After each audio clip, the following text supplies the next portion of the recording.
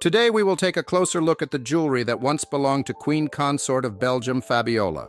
In 1960, the royal world was pleasantly surprised by the news that the young King of Belgium had finally found a bride. Baudouin, who had just turned 30, became the country's monarch in 1951 following the abdication of his father, King Leopold III. Baudouin first led a secluded life, which greatly concerned both Belgium's political elite and his subjects.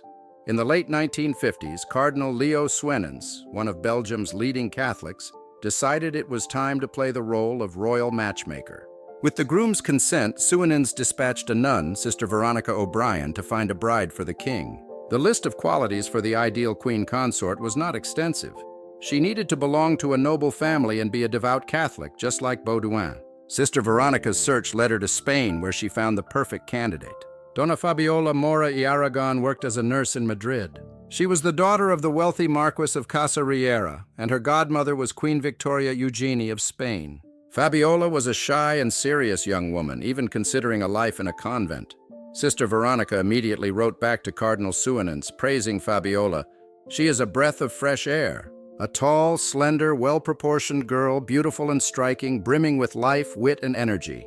They had found their future queen. When Baudouin and Fabiola met, it quickly became clear that the young couple was well suited for each other. The royal wedding was scheduled for December 15, 1960, in Brussels. From that moment, a flood of precious gifts poured in for the future Belgian monarch.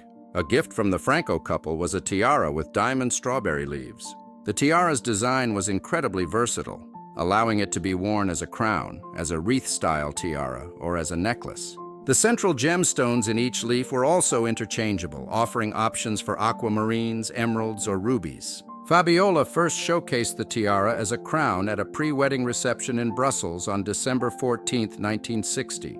A few years later, a rumor began circulating that before it was purchased, the tiara had been stored in a monastery, where it adorned an image of the Virgin Mary. Allegedly, the nuns, struggling through the difficult post-war years, had removed the rubies and emeralds from the tiara, replacing them with glass of the same color. Belgian royal jewelers discovered the deception, and the Spanish government promised to replace the fake stones with genuine ones. The cutting of the new gems was entrusted to the Madrid-based jewelry house Carrera. Whether this embarrassing incident truly occurred or is merely the invention of schemers remains unknown. However, what is undeniable is that Queen Fabiola cherished her tiara in its various forms. The piece was a constant accessory of the Belgian queen at official events, including state banquets, receptions, and royal weddings. After Queen Fabiola's death, the beautiful crown vanished from public view. It is presumed that the tiara remains in the Belgian royal collection to this day. Let's move on to the next piece of jewelry, also gifted to the lovely Fabiola for her wedding, the Wolfers necklace tiara.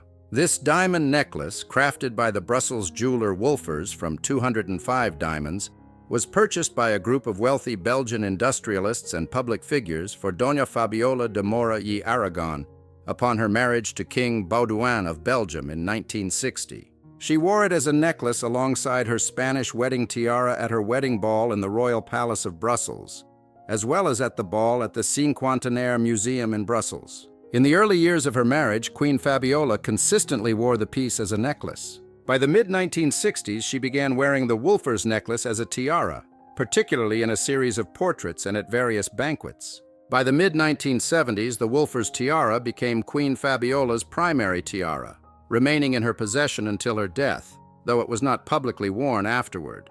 After Queen Fabiola's death in 2014, the Wolfers necklace tiara was among the jewels inherited by Queen Matilda, who first wore it the following year during a state visit to Poland. The Wolfers tiara quickly became one of Queen Matilda's favorite pieces, likely because it was less grandiose than the Nine Provinces tiara, and was not as frequently worn as her laurel wreath tiara. In 2017, Queen Matilda wore this piece as a necklace for the first time.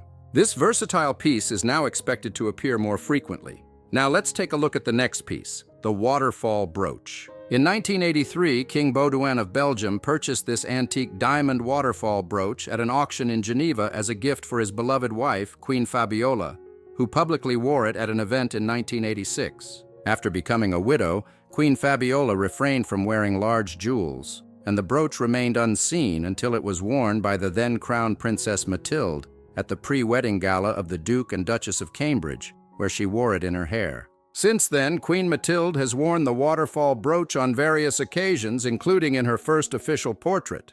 We must also highlight Queen Fabiola's diamond daisy brooches. In the early 1970s, King Baudouin of Belgium gifted Queen Fabiola 3 diamond daisy brooches, one larger and 2 smaller, with the latter pair designed to be worn as earrings. Queen Fabiola frequently wore the diamond daisies throughout the 1970s and 1980s, sometimes incorporating all 3 into her hairstyle. More commonly, however, the 2 smaller daisies were worn as earrings, while the larger one adorned her hair, such as during the state visit of Denmark to Belgium in 1976. The diamond daisy brooch and earrings were among the few jewels Queen Fabiola continued to wear during her widowhood. After Queen Fabiola's passing in 2013, the diamond daisy brooches and earrings were inherited by her niece, Princess Margaretha of Luxembourg and Liechtenstein. Meanwhile, we've reached Queen Fabiola's Tunisian Perur. Comprising a gemstone necklace, gemstone earrings, and at least 2 gold bracelets, the Perur includes diamonds, rubies, and green gemstones that could be emeralds or others. The Perur was purchased by King Baudouin as a gift for Queen Fabiola during a vacation in Tunisia sometime in the late 1960s. Queen Fabiola wore her Perur quite often, frequently pairing it with her Spanish wedding tiara and the Wolfer's necklace tiara, with notable appearances during the state visit to Finland in 1969. Unlike some of her other jewels, Queen Fabiola did not publicly wear her Tunisian Perur during her widowhood, but at some point before her death, she passed the Perur on to her niece, now Queen Mathilde of Belgium. In 2013, then Crown Princess Mathilde wore the earrings at a gala following the inauguration of the King of the Netherlands. The earrings have also been worn during state visits, paired with a gold bracelet that was not seen on Queen Fabiola. There is no doubt that we will continue to see pieces from the Tunisian Perur, or hopefully the complete set, in the years to come. And now, in my opinion, the most stunning piece in Queen Fabiola's collection is the diamond sautoir. Possibly a gift from King Baudouin to his wife, this Art Deco-style necklace consists of several rectangular plaques, each encrusted with 5 primary brilliant-cut diamonds, intersected by 2 square chains on either side. This piece was one of the most versatile in the Queen's jewelry collection, as its length could be adjusted to suit her needs. Additionally, various pendants could be attached to the necklace, offering multiple styling options. One of the most striking pendants often paired with the Art Deco sautoir was a large pear-shaped aquamarine. Reportedly a gift from her husband, this was one of many items that contributed to her impressive collection of aquamarine jewelry. The sautoir with the aquamarine pendant could be worn as either a short or long necklace. Queen Fabiola also occasionally attached 3 of the largest leaves from her Spanish wedding tiara to the sautoir.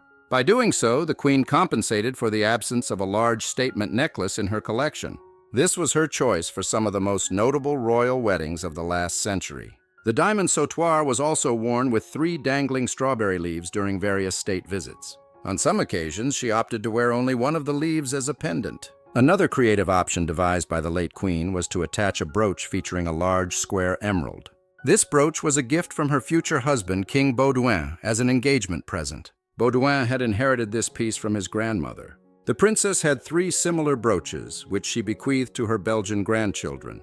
Much of Queen Fabiola's jewelry collection, including her Art Deco diamond sautoir, has remained unworn since her death in 2014. Many speculate that a large part of the collection has been passed down to Queen Mathilde.